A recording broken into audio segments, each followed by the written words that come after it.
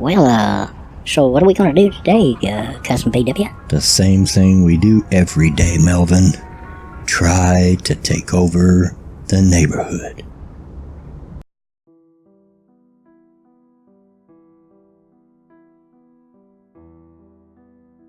Hey y'all, Budwing here, back to bring some grumpiness to your internet.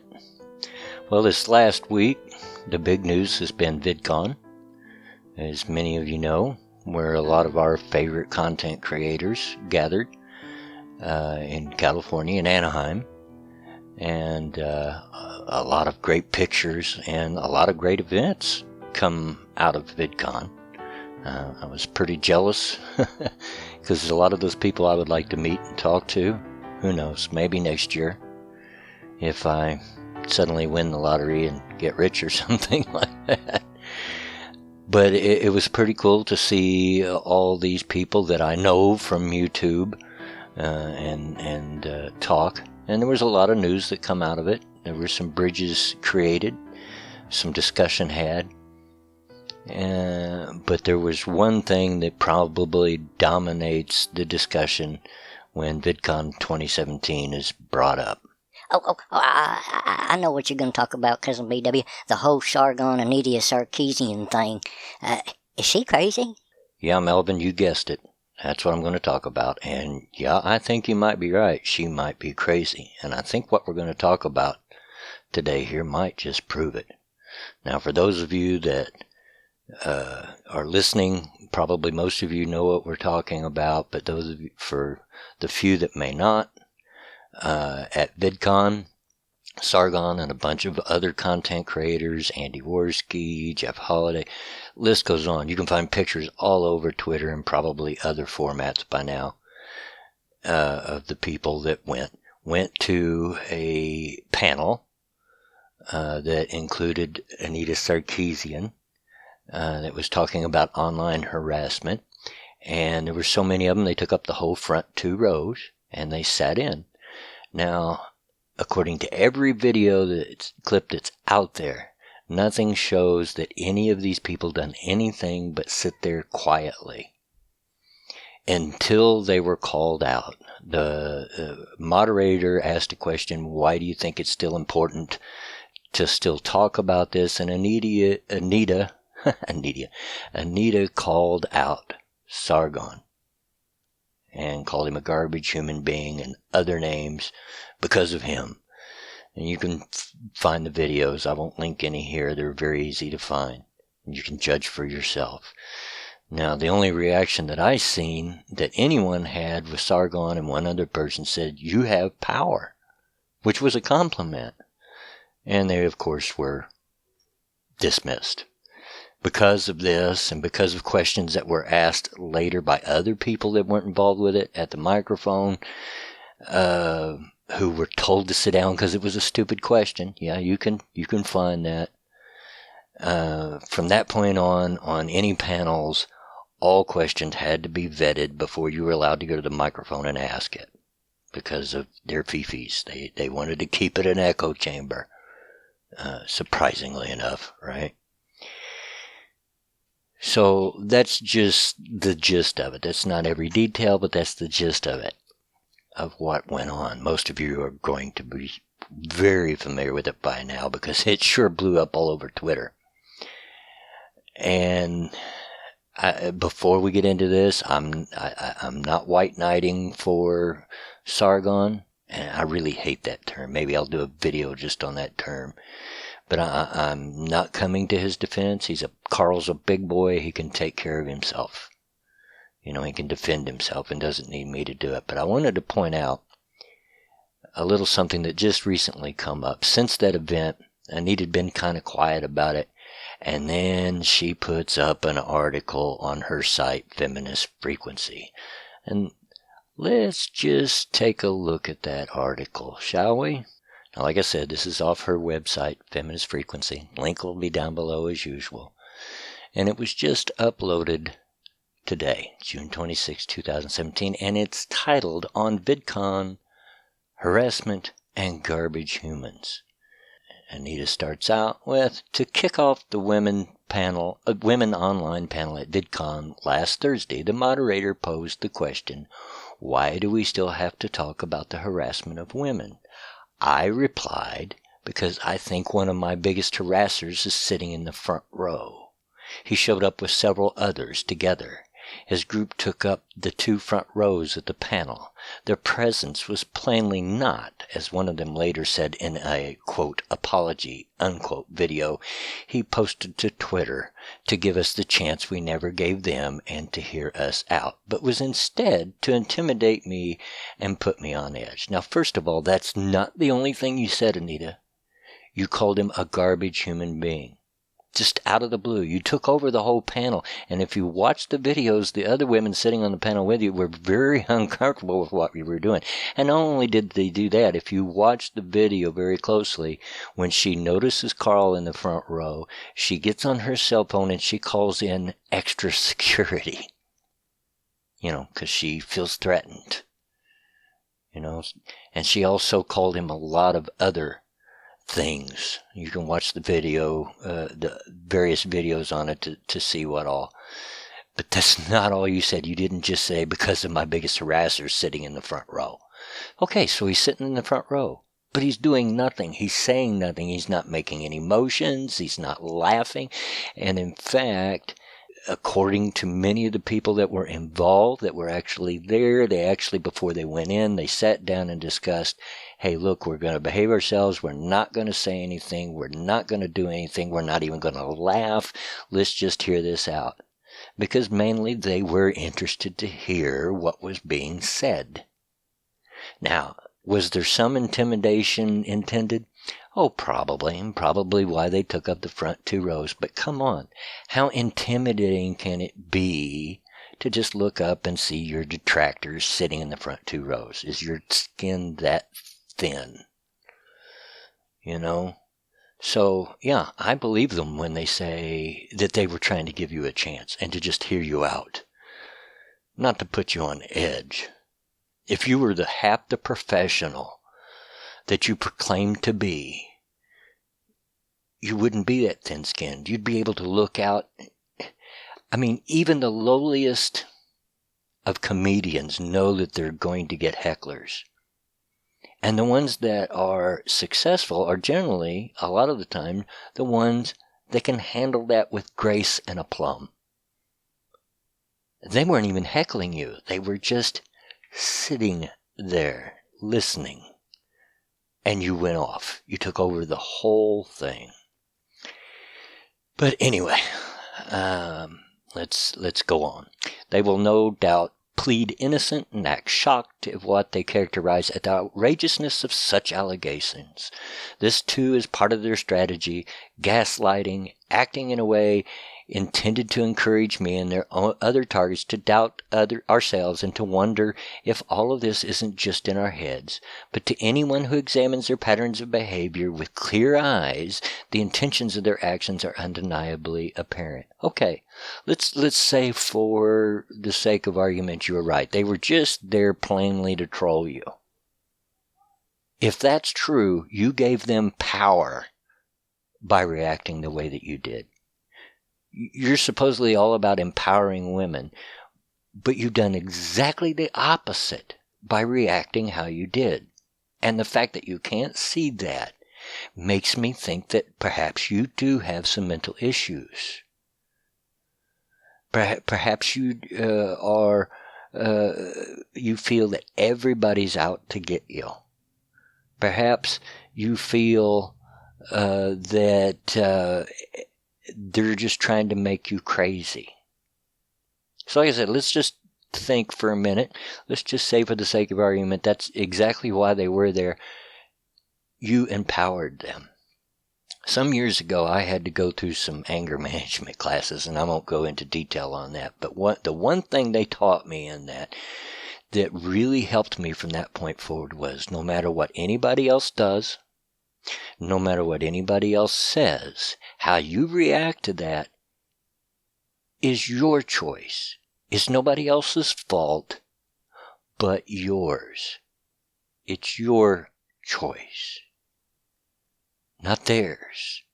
You had the choice to behave as a professional or to break down and start calling people that were doing nothing all kinds of names and pointing them out. That was your choice, not Carl's, not any of the others. And let's look here at this picture that she tries to show what they were up to.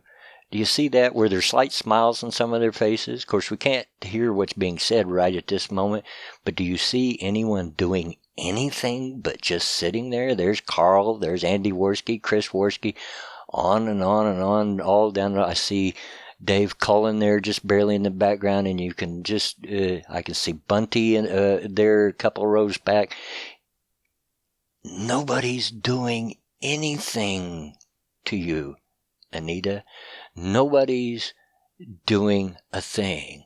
You are being paranoid. Let's read on.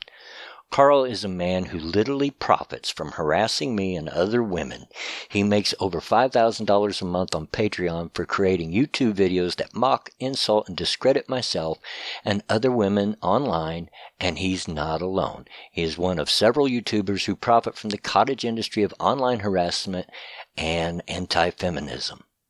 Together, these people have millions of followers who are regularly encouraged by the videos and tweets of those individuals to harass me and other women who make videos daring to assert the basic humanity of women, people of color, trans folk, and members of other marginalized groups. And that is an absolutely false statement.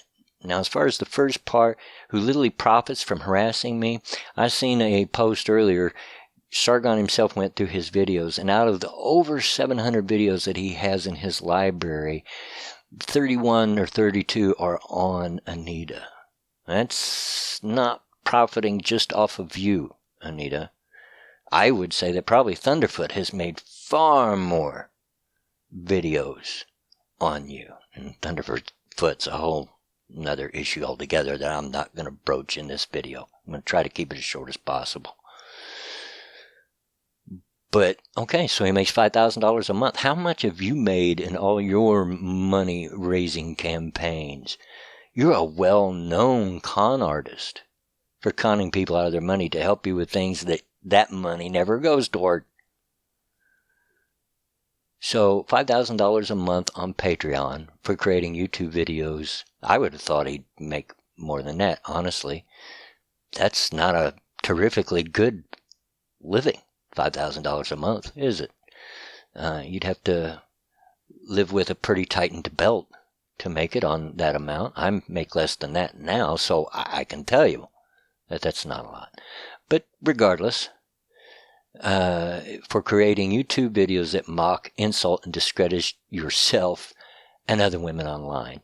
So you just focus on the women. That's all that Sargon does. That's all that any of the rest of us do, is just pick on women. Is that correct? Bullcrap. Even somebody that has only been here since September, like me, and if you look through my library, I haven't done the math, but I would say it's at least half and half women to men. You know? Are we against feminism? Yes, but daggone it, stop that argument. Being against feminism does not equal being against women. We're against that ideology. Not women as a whole. He's one of several YouTubers who profit from the cottage industry of online harassment. No, we don't. We question and we pick apart their arguments. Are there some terrible people on YouTube? Yeah. Do some of us have followers that are trolls? Sure. But the vast majority of us are just picking apart your arguments and showing how stupid they are. That's not harassment. They have millions of followers who are regularly encouraged by the videos and tweets of these individuals to harass me and other women. Again, it's just all about the women, isn't it? It's just women that we target. And encourage? No. Most of us put disclaimers. I put it at the beginning of my videos. Some put it in their video, in their description, and they say it out loud. Don't go and harass these people. It's not for the harassment. And we cannot control what other people do. Can't. My mind control machine broke the other day, so I'm not able to do that. I'd rather you not go and harass them. can't stop you if you do. But that shouldn't stop me from being able to take apart your argument. Because when it's all said and done, that's all we're guilty of, is disagreeing with you. But that makes us your harasser. And she finally does go on and say that it's women who make videos daring to assert the basic humanity of women, people of color, trans folks, and members of other marginalized groups. Look, I don't like the title skeptic. I really don't like the title anti-SJW either. I rather think that I'm anti-stupid, and I don't care who you are, what group you represent. If you say something stupid, I'm going to get you. And most of the people I follow on YouTube are the same way. If you say something stupid, they're going to get you. And that goes for people even on my side. I don't care who you are. Anyway, let's go on. Because of the constant flood of threats and harassment I have received over the past 5 years simply for being a woman who argues for the basic humanity of women in a deeply misogynistic culture. No, it's because you say stupid things. You made a whole series about how misogynistic portrayals of women in video games are, and one of your main points was because you can't see Batman's butt through his cape. I went for a very long time, rarely participating in public conversations. Being a target of cyber mob harassment is a traumatizing experience, though harassers seek to deny this. One tactic of theirs is to dismiss this very idea, to say that everyone online is treated the same. Everyone online gets called names sometimes. In fact, there is simply no comparison between being occasionally mocked or insulted online as a male anti-feminist who occupies a position of power in an overwhelmingly sexist patriarchal culture, and being a woman who receives a never-ending torrent of abuse while fighting tooth and nail to create an online culture that is a little less misogynistic and a little more equitable. It's all about the women's, isn't it, Anita? Now, I grant you are big enough, you probably get a lot more harassment than, say, someone like I do. But Carl's pretty big, too, and I've seen some of the harassment he gets and some of the bigger YouTubers that they get from people on your side. You know? Threats against their life. And it's not just women. It is not just women. You're supposed to be standing for the rights of women and the empowerment of women, but you're portraying them here as being incredibly weak and as victims. And this is one of the things that, quote, my side, unquote, fight against, is making women victims. Women are not victims. They're strong. There's a lot of strong women out there that would not have acted the way that you are, that do not take on this victimology and blame all their shortcomings and anything else because there's some kind of mysterious patriarchy and sexist culture. You're shooting yourself in your own foot and you can't even see it. And by the looks of things that I've followed, threads on this and comments on this article, your followers can't see it either. It's incredible. You know, it was harassment for them to just be sitting there. I can't blame you. I would have had them kicked out.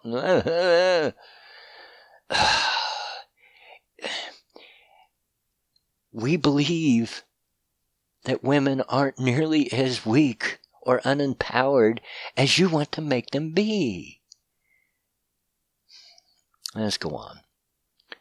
However, despite the torrent of harassment, I recently made a conscious decision to participate more regularly in panels and conversations at public events, because I wanted to engage with people who show up in good faith to listen to our ideas, and they did. Yes, they knew that you would probably be taken aback to see them there, but they had discussed beforehand they were just going to listen and not cause any trouble. But let me make something very clear. When you have a history of harassing someone for years and you show up in front row at their panel with a camera and an entourage, that is not an act of good faith, to put it mildly. Why isn't it? Of course it's going to take you aback to look out and see him there. But you know what? There were some later panels that included people like Francesca Ramsey and Cenk Uygur, for Pete's sake, that they also went and sat front row, and they handled the situation with much more grace and aplomb than you did. And I've got no use for Francesca or Cenk Uygur, for Pete's sake.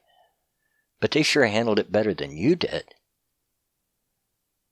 Just their appearance there was no threat to you. Okay, if you want to call in extra security because you're afraid they might say something, okay, I'll give you that. I think it's being a big wuss, but okay, I'll give you that. But they never did do anything. They didn't. They done nothing. You overreacted. You had a breakdown. You had a meltdown. He and his companions were doing this not just to me, but to other women as well, women like Kat Black and Francesca Ramsey, so that we all were aware at VidCon that this man who has harassed us and whose hundreds of thousands of followers have attacked us online for years is here watching us. I already said they were in some other panels watching. It's a deliberate act to create an environment that feels hostile, to communicate to us that if and when we dare to show up in public to express the ideas that we express online, the harassment will follow us with the physical world as well.